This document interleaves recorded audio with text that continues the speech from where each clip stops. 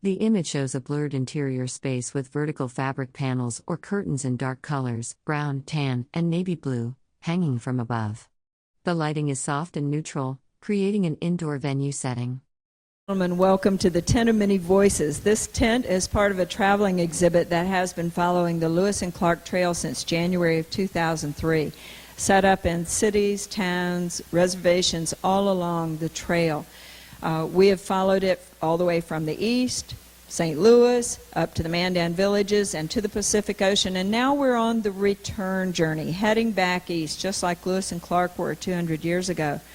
Lewis and Clark made this journey in 3 years' time period. We'll be making it as well in that same time frame, but they would not have been able to complete their journey had they not had the help and assistance of many of the different Native Americans that they met along the way.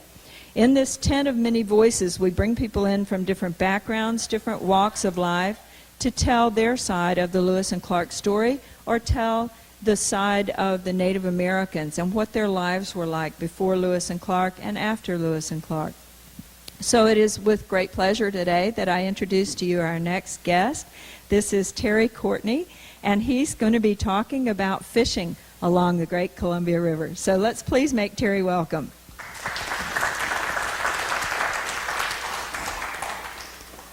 Thank you very much. If any of you in the back room cannot hear me, sometimes my voice gets real low, so just raise your hand. I'd really appreciate it. I know it's not fun to go somewhere and not understand or hear people. I am the oldest of 7 children. I have 1 brother, 5 sisters. My ancestry starts here on the Columbia River, the Wasco little village up here by Lone Pine Indian Village by the Dalles and where the Dalles Dam is. There's still some old structures there that our people had built modern type buildings, and now they're dilapidated, but that's where my ancestry starts from. Now we've been moved inland to the Warm Springs Indian Reservation, which is about 90 miles or an hour and a half inland. It's, well, I guess I need to start off with Itukti Wigwa, in my language, is good day. Kangi Maita Gaklai Naika. I'm just asking, how are you? I am fine. Imich Leo Awis, which means my name is Awis, which is little brother, the name I adopted from my grandpa and my grandfather.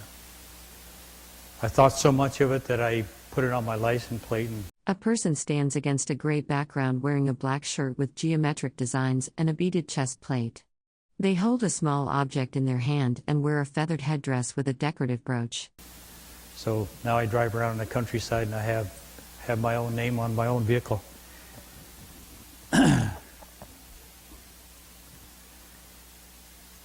It's kind of warm up here, so it's kind of taking my mind off of where I need to be and what I need to cover.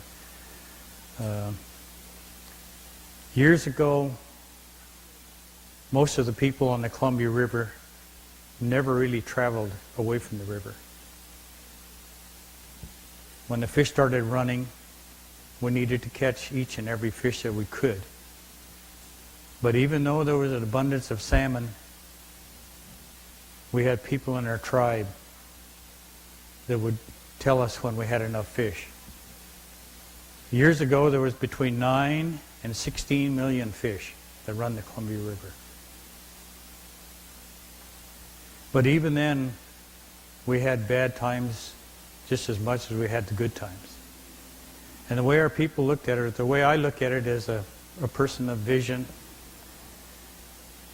is every time you have a bad time, the Creator is testing you to see what you're going to do. The fish are low, the water's low, the huckleberries aren't there very much. So the Creator is putting you I believe, put us to a test. How do we combine as a tribe or as a clan to harvest and take only what we need? Then the rewards come every so often.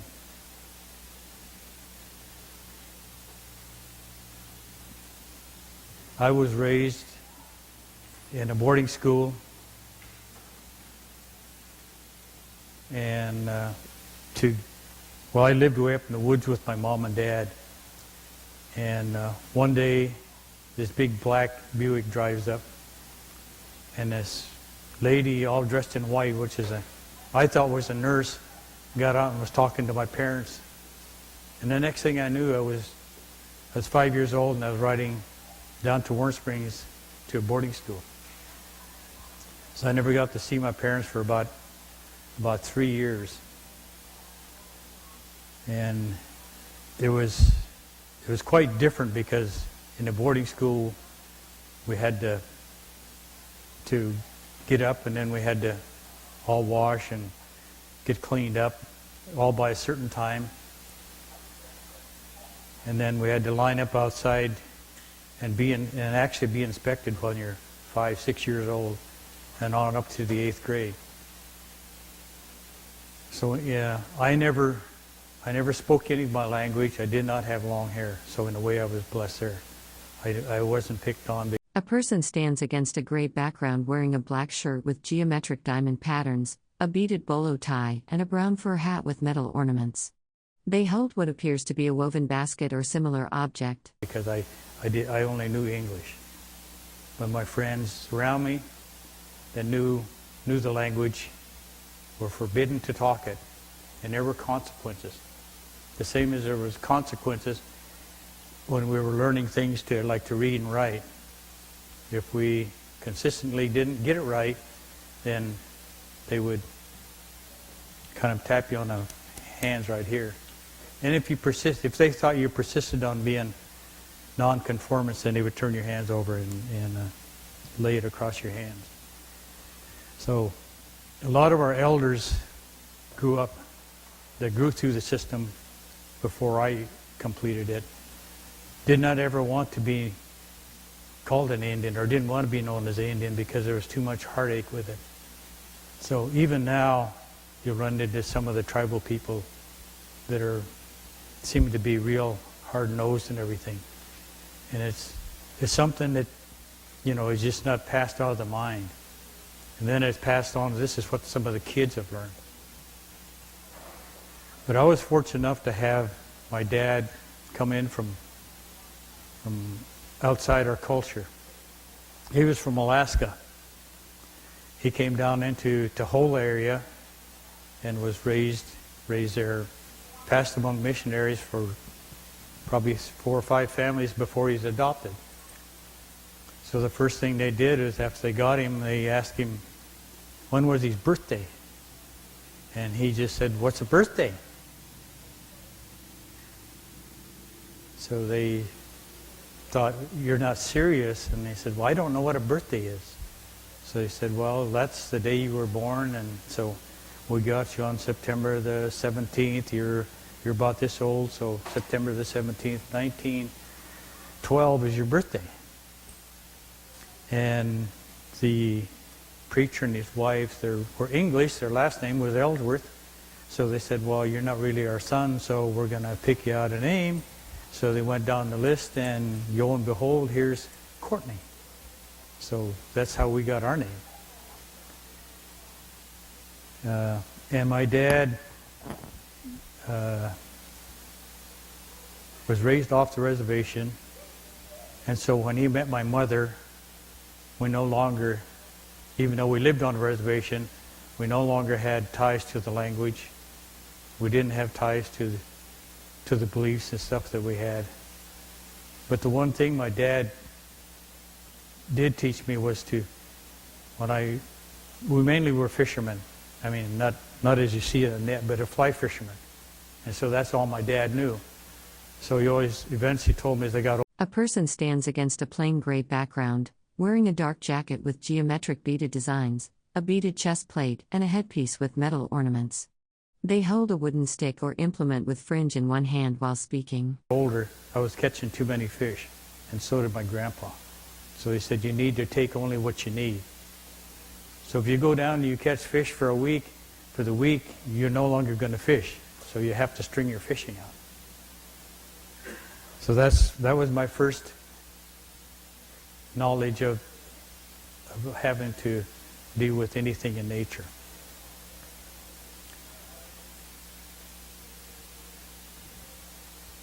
I'd like to share with you now years before then, when our people first lived on the river. We depended on the salmon, steelhead, coho, whatever was in that river at the time. The fishing methods. A person wearing a brown fur hat with ear flaps, a beaded vest over a black shirt, and a beaded belt stands in profile holding a knife. They face toward the right side of the frame against a plain gray background. Vary greatly from most of the stuff that you see now. The water, the Columbia River as you now see it, wasn't the way it is was then. It was a series of a whole bunch of different rapids, turbulent, boiling water in a lot of spots. And this was about the only spot that the tribes could really fish, because when the river was wide in spots, the fish were all over. So as the channels narrowed up and the water became turbulent and rough, and this was where the fish congregated, and they would pull up in holes, and some would go straight on through and some would go around and rest. And so our people had different methods of fishing for the salmon. And before we get too much into that, you probably see the fiber on this, and you'll say that is really thick. How can you catch a salmon with this? But most of our nets and stuff were made out of fibers. This is. A person holds a white knife or cutting tool in one hand while gesturing toward another person on the right who wears a beaded bracelet or armband. They appear to be demonstrating or discussing the tool against a gray background. This would have been the inner bark of cedar. And the fine mesh on the nets that are finer would have been out of dog bang, nettles, and there's some other materials that are long forgotten or that our people didn't want to share with other tribal members, so it just disappeared. With the coming of livestock onto the reservations, and people not having enough savvy to have enough crops to feed the wildlife, then they naturally ate everything in sight. So a lot of things that we knew, medicines, fibers, disappeared.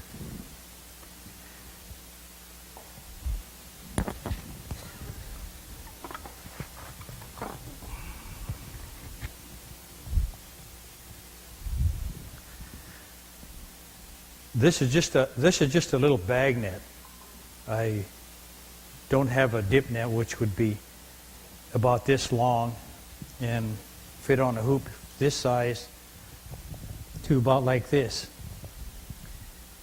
And each one of these strands, the women would go out and they would harvest. They would harvest these plants. Some of them were this short and some were as tall as I am.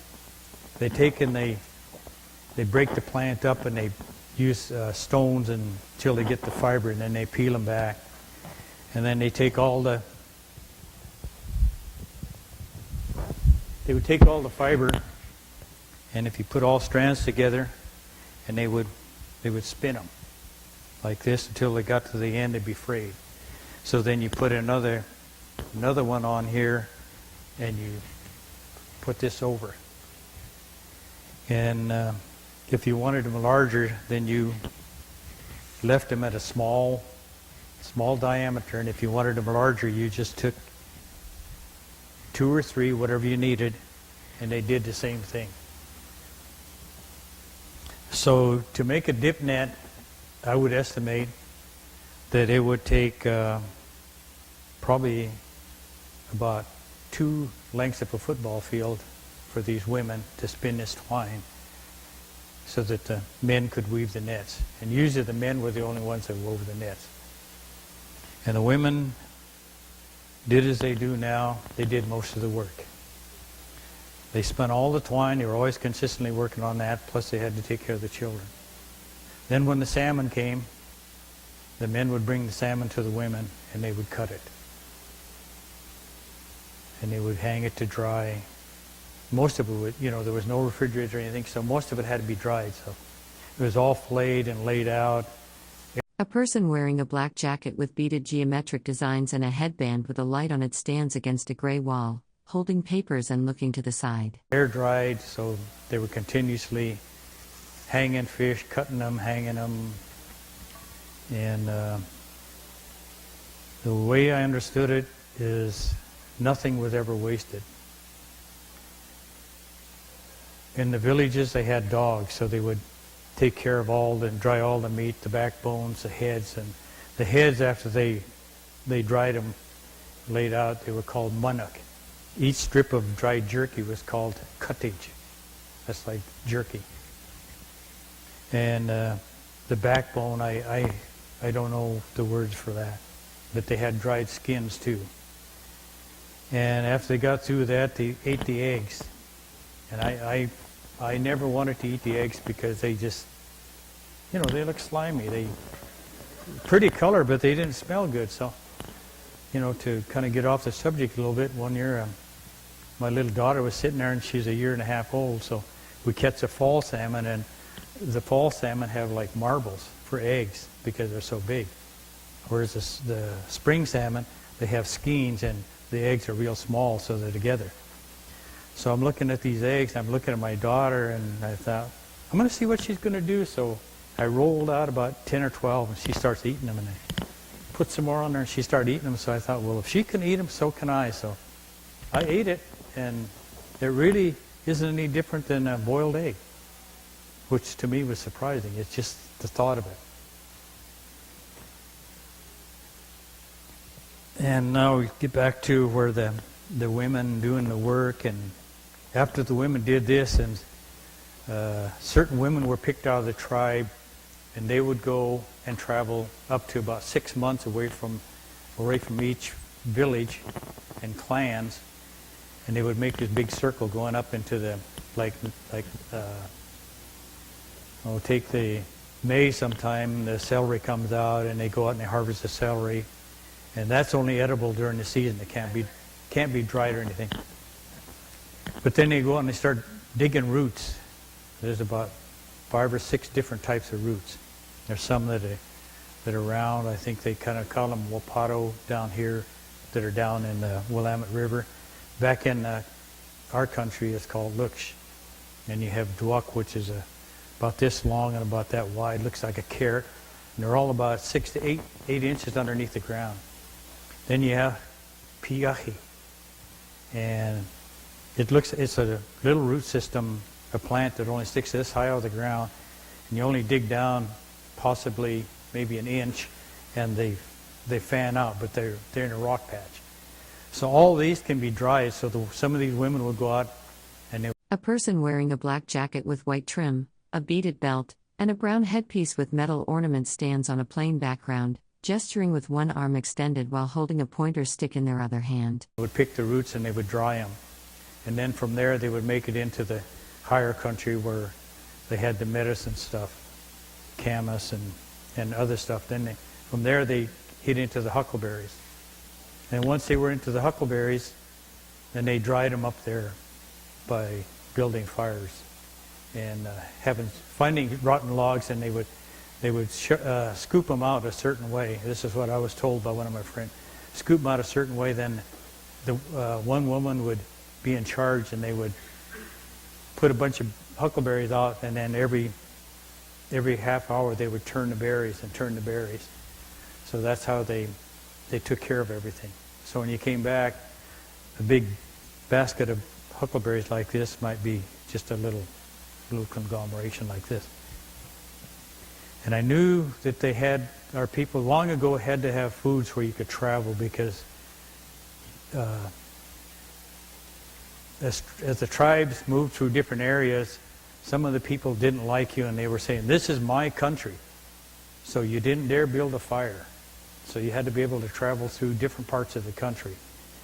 And I think through this whole United States as we know it, I think all the tribes had their own version of what they call pemmican. pemmican, the base on, there's 2 different types of bases. I guess there could be 3 now. But they had one that was, they ground up the salmon. A person wearing a dark jacket with beaded geometric designs, a beaded headpiece, and a beaded necklace stands against a plain gray background, holding a white object in their hands while speaking. And that was mixed with all the berries and the roots and stuff. And then if you wanted the meat, then you took elk or you took the deer meat and you ground it up and put it into that. But the key to all this, I've been hearing 2 different versions. And for years I've always wanted to try and make some, but no one would give me the ingredient. So finally 3 years ago, upriver, they're talking about how essential the steelhead is to the tribal people, because they cut the underbelly off and then they hang it out and they catch it and dry it. And this is what they mix with the pemmican, and that so it won't become rancid. And so just lately I read another book and it says they take the oil out of a Chinook. So it's kind of I'd hate to trial and error it. Then the other one is, I say 3 is because now you have people that are into non-meats or anything, so you could possibly make that into all vegetable dish. If you have any questions along the way and don't understand or want to know something, just don't be afraid to hold up your hand or say, excuse me. And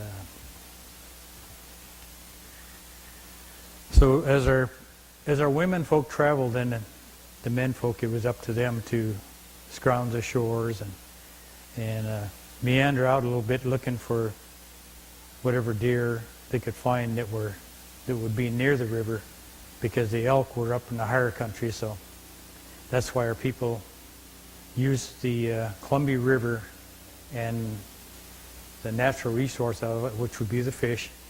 That was our currency. So if we needed buffalo hides, and certain times of the year people would bring in from the Dakotas, would bring in the buffalo hides, bring in the obsidian that we needed, and dentalia shells off the coast. So there's various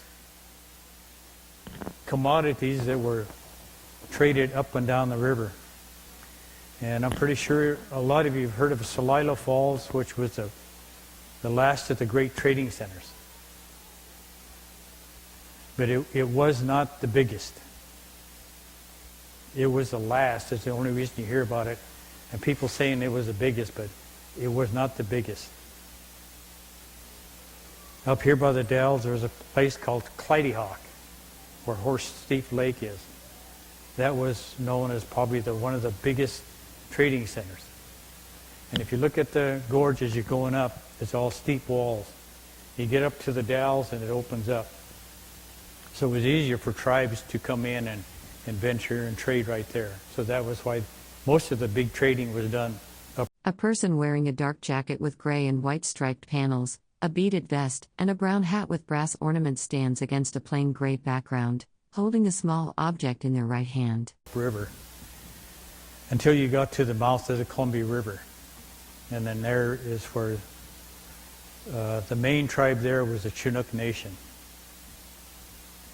And as you come up, you have different clans and bands of tribal people. Like in this area, it's a Bridge of the Gods. This was owned and fished by the Dog River tribe. And I don't know if you've been aware of when Lewis and Clark came down, they dumped over a few times, so they pulled out above the Cascade Rapids and went around and put their boats on the side, and it ate all their equipment out, to dry. What they didn't know, the Indians came along and the Indians started picking up stuff and walked off, and so they were, hey, what's going on? There's people stealing from us right in daylight, But the Dog River people owned this area. They made the trail, so you had to pay a fee, the same as you would have to come, pay to come over this bridge.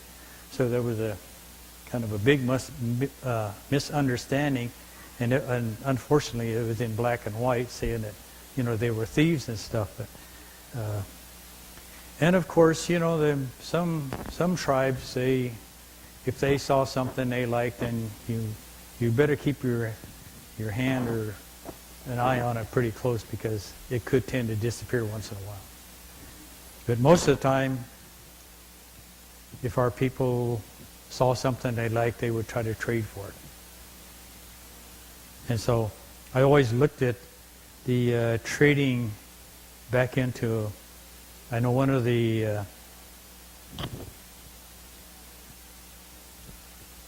necklaces was made on the coast out here by the Haida Indians, and made it up to Columbia, and it eventually made it back to Milwaukee, Wisconsin.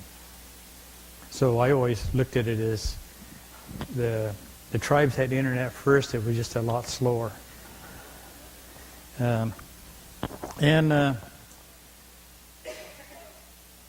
I also have a name that was given to me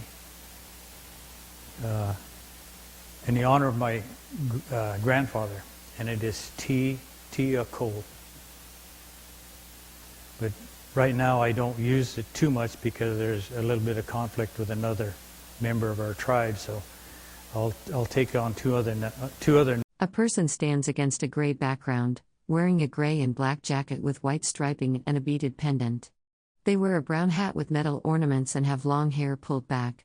Their hands are gesturing as they speak. Names, and then I will take my grandfather's name still, which I'm entitled to. But the names are given to all the children as they're growing up, so that you'll always remember your ancestors.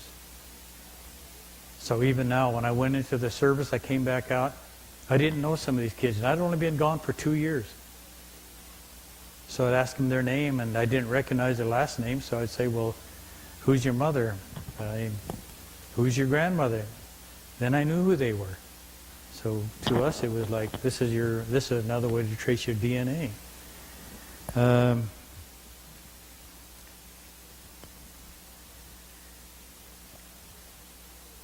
Trying to think here, back to when we were growing up along the river.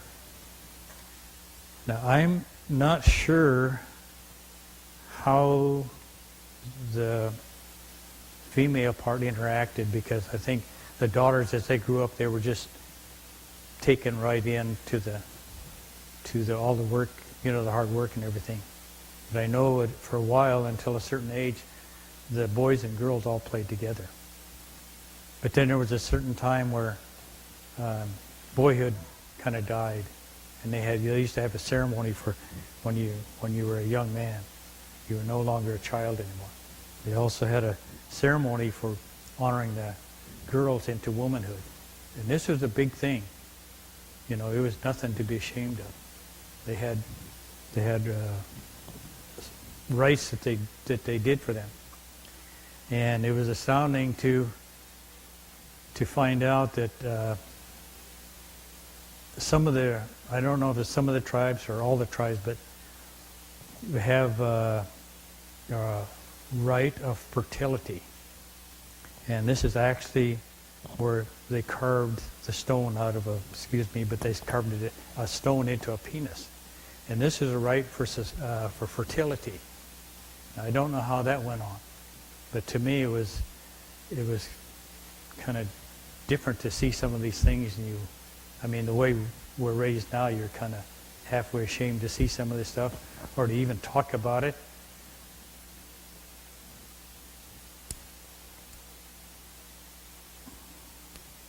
And as a young boy, if I'd have been growing up in the village, when I start turning to a young man, the first thing I would have to do is start learning how to make the knots to weave a net. And during the winter, we didn't fish, we didn't hunt, everything was away from us, everything was hibernated. And so the tribes... A person stands against a gray background wearing a brown fur hat with metal ornaments, a black and gray striped jacket with a white stripe and circular brooch, and a beaded necklace. They hold beaded objects in both hands while speaking. everywhere always looked at as a winter and stuff is when you're a family. You spend time together. You teach each other by word of mouth. You teach each other your language. You teach each other the rights and stuff. If you're going to work on nets, you want to work on them then. If you're working on your hunting gear, you work on them then. We were not supposed to, as the salmon is running, we're not supposed to be working on making nets. I mean, we're supposed to be ready, because each and every fish that you caught made a difference. So as a young man they would have to make, say, 4 or 5 inches or so. Then as you got older, then they got more and more. But probably by the time you'd been working on it for 2 or 3 years, you had to be able to make a dip net. And the net material was fairly strong then, so you didn't have to work on too many. But after the coming of the white man, please don't take me wrong, as the coming of the white man, then the tribes were pushed off of places where the natural material was. Livestock came down. If they weren't fed right, then they ate everything in sight. Then the national forest comes along, and you can't go there and harvest anything. So our people start turning to twine. You go to store twine. So, you catch 2 or 3 fish, they make a big hole in it. So our people, the boys, as they were growing up in the 50s, they were always constantly making nets because of the material that they had to work with. And finally they came up with nylon twine, and that was much better.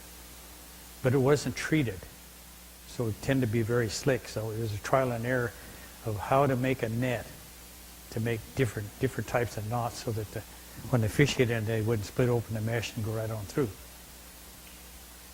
So even nowadays we have a regular mash, knot and a half, double knot and a half. And the double knot and a half comes in really handy because that's when people started working a monofilament line so that the fish couldn't be able to see the nets and stuff.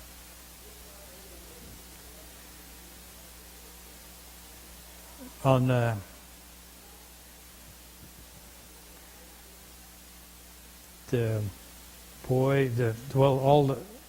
A person stands in profile against a gray background, wearing a black shirt with geometric patterned panels and a white stripe across the chest. They hold papers in their hand and wear a beaded necklace with a pendant. A headlamp is visible on their head covering. Children in the family, when you're growing up, we have laws that are unwritten. And those you had to learn word for word. And sometimes as children, or say you're a teen, you're 19, 20 years old, and grandfather starts off with, when someone dies on the river, and the kids will say, "Grandpa, we've heard it 1,000,000 times." And he'll say, "But you haven't heard it enough. Because when I pass away, you have to be able to tell your children the same thing." And one of the reasons they didn't write it down is because you cannot amend it. You cannot add an amendment to an unwritten law. Now people can, even nowadays, there are people in the tribe, it's not written down. But people don't really know, so they got an idea. So then it's up to myself or some other elders that know the laws that are supposed to be, which I did not know until I was about 36 years old, and I started doing this fishing and doing hunting, because up till then I had never been involved in any of my treaty stuff. I just went to watch the dancing and the celebrations, and there was no powwow I was in. I went to the roost feast and everything, and I didn't speak the language, and they talked their native language, so I had no idea what they were saying or what they were doing. And as I got older, a lot of the elders started realizing that there was a gap. The language wasn't any good, what they knew, because a lot of the young people didn't know what they were talking about.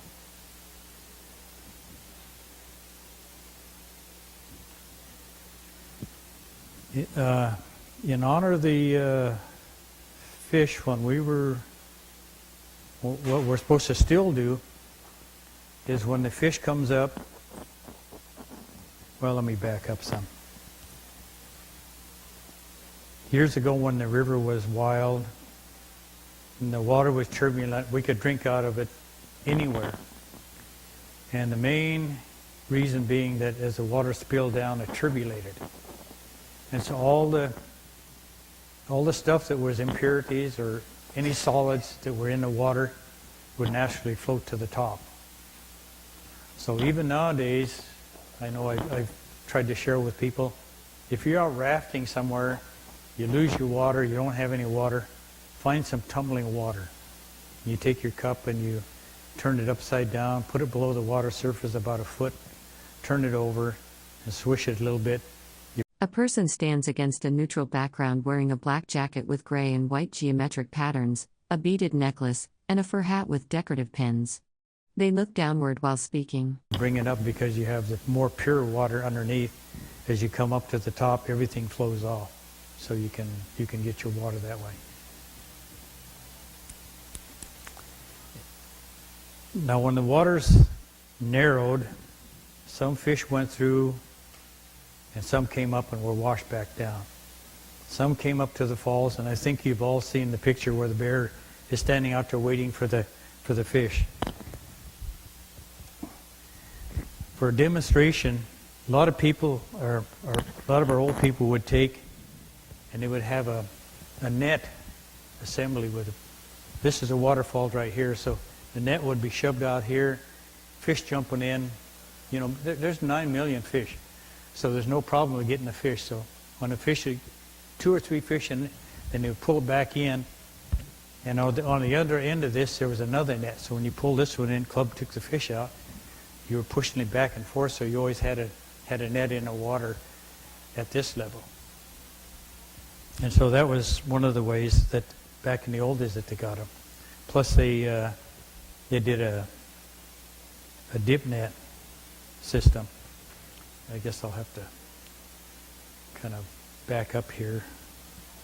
Do you all know what a dip net is? Dip when they're dipping? Just sweeping the water? Anyway, since I got this here, I was going to make it into a set net, but I realized that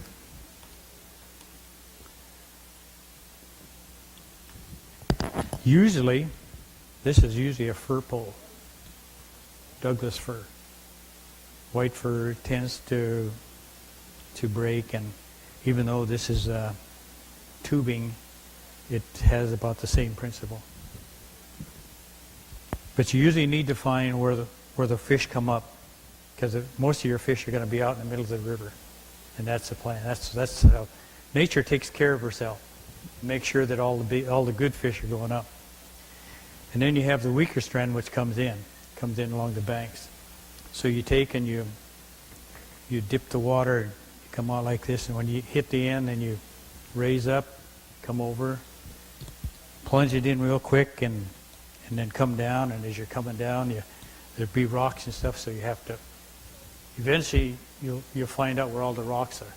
So you bring this up over the water. You come in like this, and as you're coming down like this, and all of a sudden it'll tremor. Well, the fish has got in there and it's trying to get out. So you just jerk up real quick. And the old ones didn't have this, but they had a real long net on them, and they were probably 3 times as big as this, and they were all wooden. So they pull them up. A person stands on a stage holding a long wooden pole or stick horizontally. They wear a dark jacket and sunglasses. Behind them is a projection screen and stage lighting. Text at the bottom references the Department of Agriculture and U.S. Army Corps of Engineers. And then whack them, and then get them out, and then start scooping again. Nowadays, they have metal hoops, and when you catch a salmon now, most of them you jerk real quick, and this will collapse down into a bag. So your fish is hung out right here. So as you're sweeping the water and coming down through here, and sometimes you can feel when you miss this. It'll slide right by them. And you come back up and you come down, and then when you get in there, sometimes if you're not quick enough, just because you have a net, you know, they won't be in there. Oh, and the other thing too is the fish hear that and they're gone. They'll turn and they're going down the river. See, it's more gentle. That's more like wood. So wood was always recognized as being a lot better, but became more work and harder to get.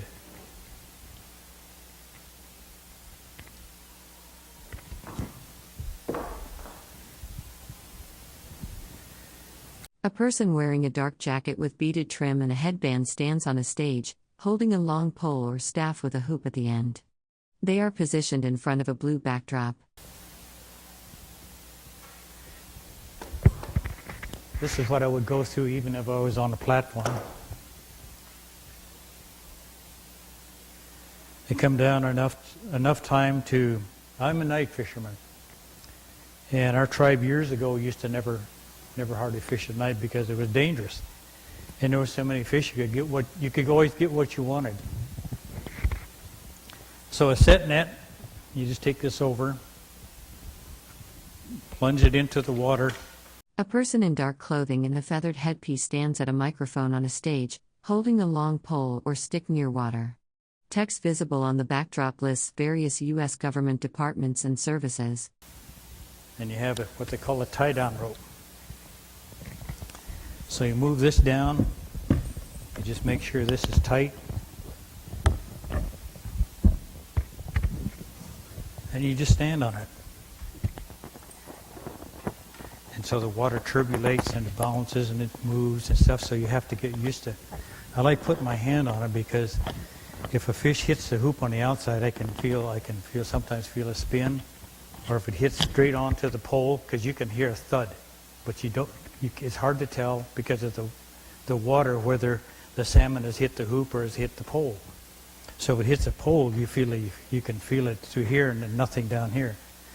So the reason they call this a set net is because as the water rises, you'll have to move up with it. And sometimes you have to move in a straight line either way. So that's why these trigger strings are usually like this, and we usually just try a twig on here real quick like that. And when you do get a fish and you pull it up, you get it here on the deck, and just like this, you have to watch for the club and everything. You get it out here, and then you always got to make sure that you put it up here, because that fish is, if you put it down here, that fish is out, and more than likely at night he's going to be gone. You put it out here, and then you look for your club, and I usually spin and then try to hit the salmon right between the eyes on top of his head. And the reason I don't use a flashlight, we don't have very many fishing places, but we have more and more fishermen. So if I build a platform and I leave or I do something, I have people coming down and bother me. So if they don't know how much fish I'm catching, the chances are they're not going to be down bothering my fishing place. So in the dark, the salmon is a streak like this. And it's narrow and it gets wide to the head, so I know where the head is. So you just reach down there and push down on it, and then you smack him gently. And then when he's just shivering, then you can feel up on the head. And I've never hit myself in the hand. Then you have to pull the salmon out. And as the fish are running, I usually just slide the fish to the back of the platform, take this and push it in real quick. Take this underneath the 2x4, and then you take it around and lash it down. And nope, you have to reach out here to find the string in the dark. Okay, it's working real good. Nothing's hit. So then you get up, go back, put your fish back in the box, and come over and I usually. A person stands on a stage holding what appear to be sticks or poles, gesturing while speaking. In the foreground, audience members are seated facing the stage. Behind the speaker is a large display listing various U.S. government agencies and departments. I'll have a 2x4 out here so that if the fish does bounce, he won't go off the edge, because sometimes you're trying to find a club and you get over here and you get too far over this way. If he drops over the edge, then you have to bring him up over the lumber, and the lumber will catch on the net and you have problems. And I also have a 2x4 on this side, and I put a flashlight right here, in case I need it. And what's missing on this is a set net. We'll have one wire that comes to the front here, another one that will come about from right here to this side of the hoop, and it comes underneath here. It's called a tie back, so when you throw it over, so when you're fishing at night, you have to usually grab the pole and stuff, and then you have to search for the trigger string, put it in your hand like this, so that when you throw it over, it doesn't catch you on the feet, or it doesn't catch you behind the back of the head, because it will. And when you put it over, most of us just put it over and you push it hard. So if this thing comes over the top of your head, you could go in. And we're all tied with safety ropes.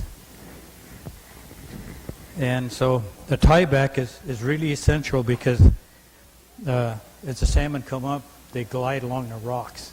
That's their guide path. And the water's spilling and boiling and turbulate. So when they come on here like this thing, and so if fish aren't hitting in there, I have to pull it up, and then I have to untie everything. Actually, everything, the wire comes over here, then I have to get out on this plank, and I have to reach out there and lengthen or shorten the wire. Then I come over here, and then I have to take this one back.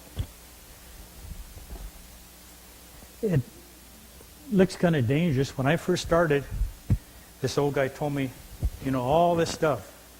And I'm standing there, and the only thing I've ever done is fly fish. You get out there, and here's this platform sitting out there above the water. Get on it, and oh man, you've heard people say, I wouldn't get on that thing for it saved my life. So I'm thinking, holy mackerel, so I go out there and I'm going like that, and so I finally got off and looked underneath, and there's a lot of lumber underneath there, so it wouldn't pull forward, rocks on the back. And so I get out there and push the net over, and the water takes it like this. Whoa! 'Cause no one told me the water was going to be that vicious.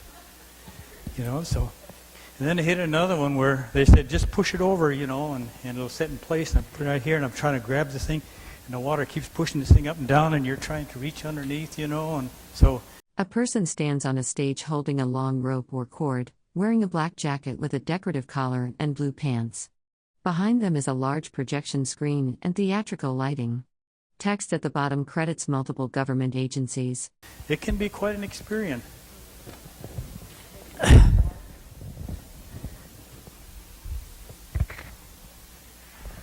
I just finished this. This one is just out of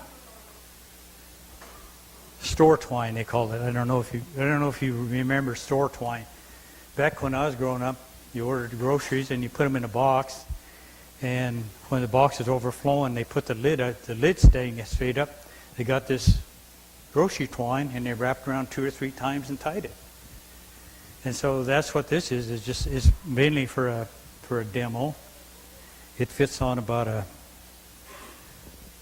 12-foot hoop, which is probably about like this. We can fish with hoops up to where I fish on a Deschutes River in Central Oregon. We can use up to a 16-foot hoop, which means I could walk over and I could just go like this and walk into the net, to the hoop. And some of the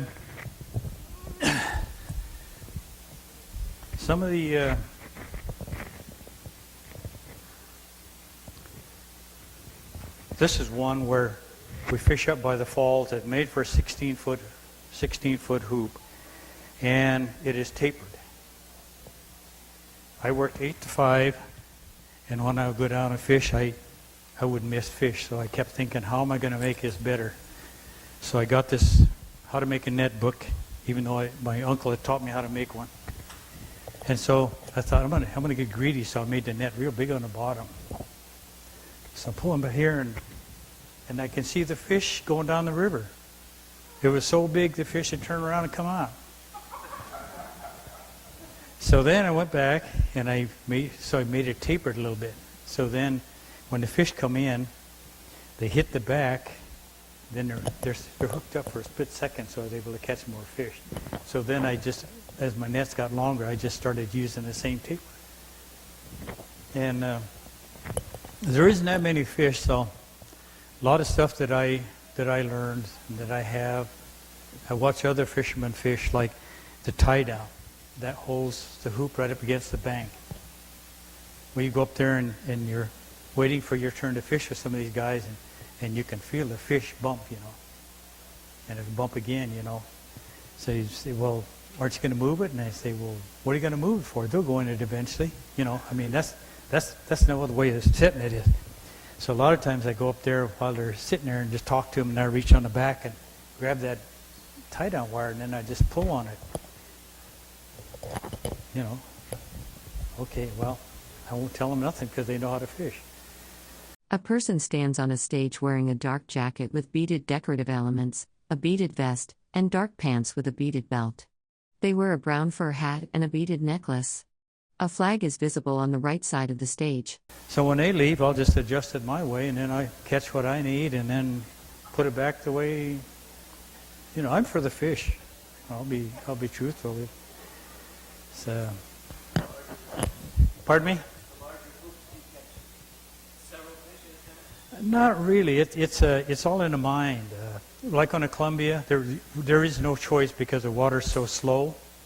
The water's so slow, you have to have a fairly big hoop, and the net has to be really long because they get to the back, and if you had a set net or something, and you're trying to pull it, by the time you start pulling it up, the fish have got so big a time to turn around and they come out.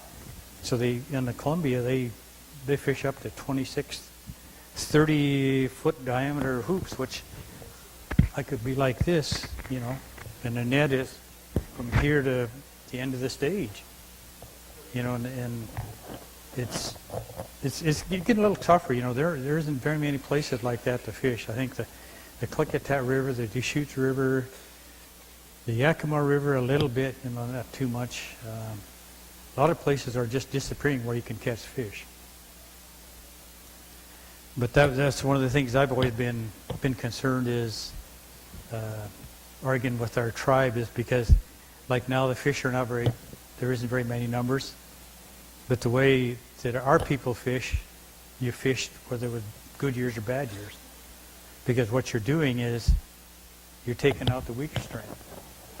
So if you close the season completely, you got the weak strand, and you haven't intermixed, so you delete your pool. I hate to say it, Terry, but we're out of time. I know you guys probably have questions for Terry because this is an interesting topic, but I'm sure Terry can stick around and you guys can talk to him and ask questions in the back of the Ten of Many Voices, if you don't mind, so we can get set up for the next program, which will be York. He will be here to tell his story of the expedition. So thank you so much.